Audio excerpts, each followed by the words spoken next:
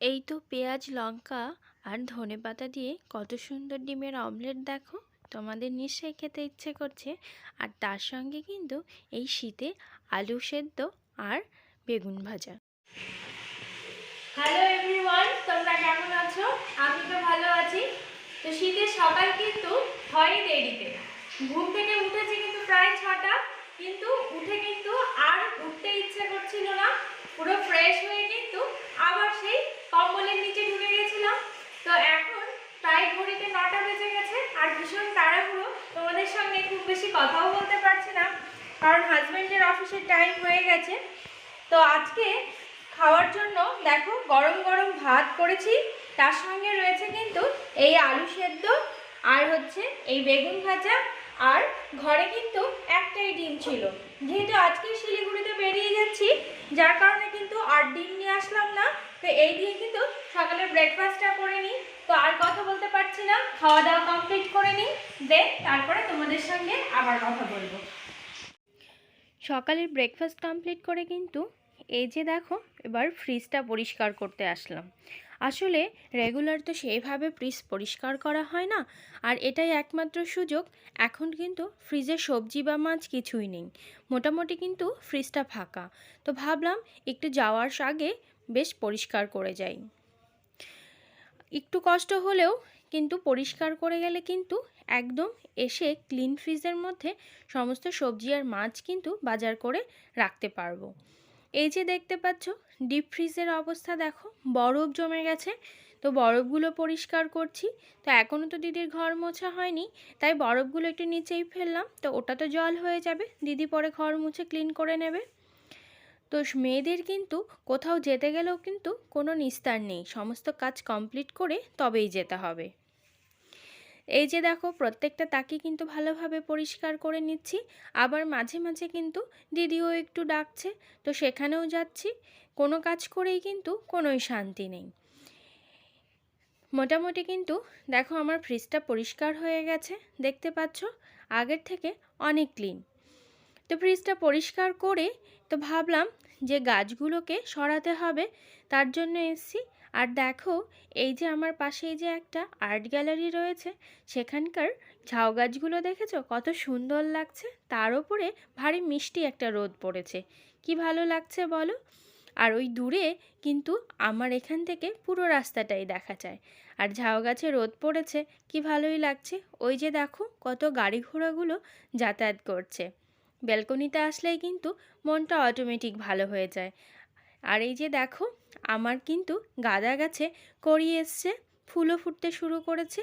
ফুল কিন্তু আগেই ফুটতো, কিন্তু এই যে বললাম পায়রার অত্যাচারে অনেকগুলো কলি কিন্তু খেয়ে ফেলেছে, নইলে এতদিন গাছটা কিন্তু ফুলে ভরে যেত। এই গাছেও কিন্তু অনেক কটা কলি এসছে।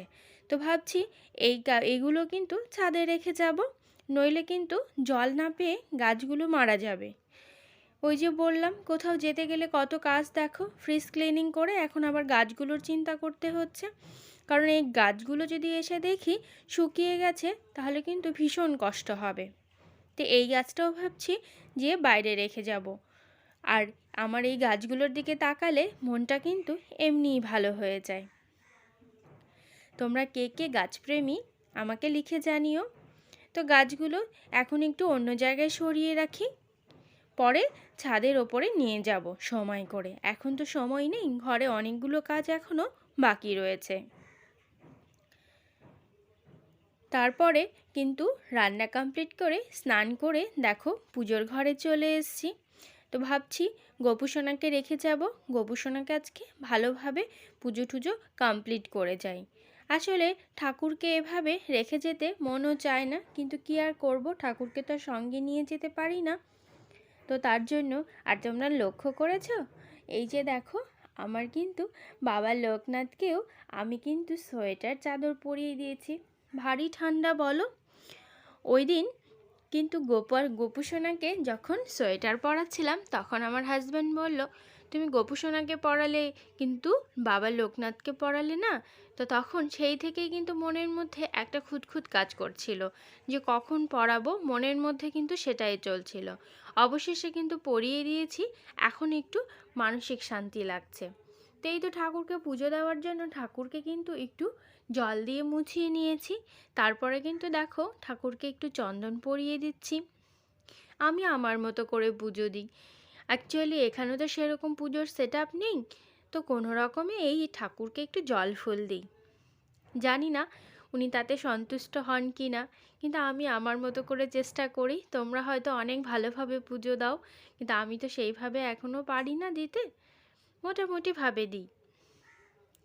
এরপরেও কিন্তু অনেকটা কাজ আছে। ঘড়ি দেখছিলাম আর কাজ করছিলাম। যতই তুমি আগে গুছিয়ে রাখো না কেন, লাস্ট মিনিটে কিন্তু অনেকটাই গোছানো থাকে। সেটা কিন্তু ওই লাস্ট মিনিটেই তোমাকে করতে হবে। তো আমার মোটামুটি পুজো কিন্তু দেওয়া শেষ হয়ে গেছে। এবার প্রদীপটা একটু জ্বালিয়ে নিলাম, ধূপটাও জ্বালিয়ে নিলাম। তো ঠাকুরকে একটু ধূপ প্রদীপ দেখিয়ে নিচ্ছি। ধূপ প্রদীপ দেখিয়ে নিলে কিন্তু তারপরে শঙ্খ ফু দিলে আমার মোটামুটি কিন্তু পুজোটা কমপ্লিট হয়ে যায়। অ্যাকচুয়ালি ঘড়িতে কিন্তু তখন প্রায় 2টো বেজে গেছে, হাজব্যান্ড আসার সময় হয়ে গেছে। আর এখন যেহেতু শীতকাল, সমস্ত ডাল তরকারি গরম করতে হয়, যার কারণে একটু ঘড়ির দিকে তাকাচ্ছি আর ঠাকুরকে পুজো দিচ্ছিলাম। ঠাকুরকে পুজো দিয়েও কিন্তু সত্যিই কোনো শান্তি নেই। ওই যে একা মানুষের যা হয়, সবেতেই তোমার টেনশন করে করে আর টাইম ম্যানেজমেন্ট করে করে কাজ করতে হয়, কিছুই করার থাকে না। তো যাই হোক, পুজোটা কমপ্লিট হয়ে গেল। তো এই যে মিস্টার হাজব্যান্ড কিন্তু কলিং বেল বাজিয়ে দিয়েছে। তা আমি যাচ্ছি এবার নিচে ওনাকে গেটটা খুলে দেওয়ার জন্য। এই তো রোজকার ডিউটি। আর অলরেডি কিন্তু আমি তরকারিগুলো গরম করে নিয়েছি। শীতের দিন একদমই ঠান্ডা তরকারিগুলো কিন্তু খাওয়া যায় না, একটু গরম করে নিলে খেতে একটু ভালো লাগে। তো আমি তো গেটটা খুলে দিয়ে চলে আসছি তাড়াতাড়ি, কারণ এরপরে কিন্তু খাবারটা বাড়তে হবে। নইলে ও কিন্তু এসে 2 মিনিটও বসতে চায় না, বলেই এসে তাড়াহুড়ো তাড়াহুড়ো করতে থাকে। আর এই যে দেখো, যেহেতু আমি এখানে দেখছে যে আমি এখানে ক্যামেরাটা ধরেছি, তাই জন্য সে এত আস্তে আস্তে আসলো। মানে সে তার আমার ভিডিওর সময় তার যত বদমাশি। তো যাই হোক, কথা আর বলছি না বেশি, ফটাফট খাবারটা বেড়ে দিচ্ছি। দেখো ও কিন্তু অলরেডি বসেও গেছে। তো খাবারটা বেড়ে দিই। খাবারটা বেড়ে দিয়ে কিন্তু আমিও খেয়ে নেব, নইলে কিন্তু আমারও খেতে দেরি হয়ে যাবে। তা আজকে যেহেতু চলে যাব শিলিগুড়িতে, তাই ঘরে যা সবজি ছিল তাই দিয়েই কিন্তু কোনো রকম রান্না করেছি। ফ্রিজে দেখলাম কিন্তু পেঁয়াজকলি একটু পড়েছিল, সেটা দিয়ে পেঁয়াজকলি দিয়ে আলু দিয়ে একটু ভাজা করে নিয়েছি। আর সবজির মধ্যে থাকার মধ্যে ছিল বেশ কয়েকটা আলু। তো ভাবলাম ঘরে যেহেতু বোয়াল মাছ আছে, সেটা কিন্তু ওই আলু সেদ্ধ করে বেশ রান্না করলে, বেশ টমেটো ধনেপাতা দিয়ে রান্না করলে বেশ সুন্দর লাগে খেতে, সেটাই করি। আর এক্সেস কিছু সবজি নিয়ে আসিনি, কিন্তু সেটা নিয়ে আসলেই কিন্তু সেটা রয়ে যাবে। অ্যাকচুয়ালি আমাদের মেয়েদের অনেক কিছু মেনটেন করে পুরো সংসারটাকে চালাতে হয়। মেয়েরা আসলে সবই পারে, বেশি জিনিস থাকলে সেটা দিয়েও রান্না করতে পারে, কম জিনিস থাকলেও সেটা দিয়েও রান্না করতে পারে। তো রান্নাবাড়ি শেষ করে খাওয়া দাওয়া কমপ্লিট হয়ে গেছে, একটু রেস্ট নিয়েছি, ভিডিও আপলোড করেছি। করার পরে দেখছো সন্ধে হয়ে গেছে। তো সন্ধেবেলায় কিন্তু এই তো বসেছি লাস্ট মিনিট প্যাকিংয়ের জন্য। তোমাদেরকে তো আগেই বললাম, যতই আগে থেকে প্যাকিং করি না কেন, যাওয়ার আগে কিন্তু প্রত্যেকের, শুধু আমার নয় সবারই কাজ থাকে। কোন জামা কাপড় নেব, যেহেতু বাসে যাব, কিছু বেডশিটও নিতে হবে, কারণ গায়ে দিতে হবে। সব কিছু মিলিয়ে এটা নিয়ে নিই, ওটা নিয়ে নিই, ওটা নিতে হবে, শুধু দৌড়োদৌড়ি করছি। আর এদিকে ঘড়িতে তাকাচ্ছি, ঘড়িতে কিন্তু অলমোস্ট 7টা হয়ে গেছে। তখন কিন্তু আর সময় বিশেষ হাতে নেই। 9টায় গাড়ি, এখনও কিন্তু প্যাকিং পুরো কমপ্লিট হয়নি, প্লাস খাওয়া দাওয়া এখনও বাকি রয়ে গেছে, তারপরে রেডি হতে হবে। বেশ অনেকটা কাজ কিন্তু এখনও বাকি। অ্যাকচুয়ালি আগে থেকে যতই গোছাই না কেন, ওই দেখবে যে যাওয়ার আগে তখন মনে হচ্ছে যে এটা নিয়ে নিই, হয়তো ওটা রাখতে হবে, এটা গোছাতে হবে। কোথায় যাওয়া যেন একটা ভীষণ ঝক্কি ঝামেলার কাজ। মানে তুমি যদি তাতে একা থাকো তাহলে তো কী আর বলবো। সে আবার বলছে টিকিটটা খুঁজে পাচ্ছে না, ভারী মুশকিলের কথা। সেই টিকিট কিন্তু খুঁজতে আমি বসেছি, কোথায় আছে, তো অবশেষে পেয়েছি। তো এবার ভাবছি সন্ধে পুজো কমপ্লিট হয়ে গেছে, তো আমার এই তুলসী গাছটাকে কিন্তু আমি রেখে আসি। কত লম্বা হয়েছে বলো, দেখো। ওখানে গ্রিল আছে বলে কিন্তু বোঝা যায় না, কিন্তু অনেকটা লম্বা হয়েছে। এই যে দেখো, ধরে ধরে নিয়ে যেতে হচ্ছে, নইলে কিন্তু বেশ নুয়েই পড়ছে। তো ভাবছি তুলসী গাছটাকে বাইরে রেখে দিয়ে যাই, তাহলে কাকিমা একটু জল দিয়ে দিতে পারবে, নইলে কিন্তু তুলসী গাছটাকে আর বাঁচাতেই পারবো না। এর আগের বার রেখে গিয়েছিলাম, তাতেও তুলসী গাছটা কেমন একটা যেন হয়েই গেছিল, তবুও তো বেঁচে ছিল। কিন্তু একদম যদি না রেখে যায় বাইরে, তাহলে কিন্তু তুলসী গাছটাকে আর রক্ষাই করা যাবে না। এই যে দেখো কতটা লম্বা, দেখেছো?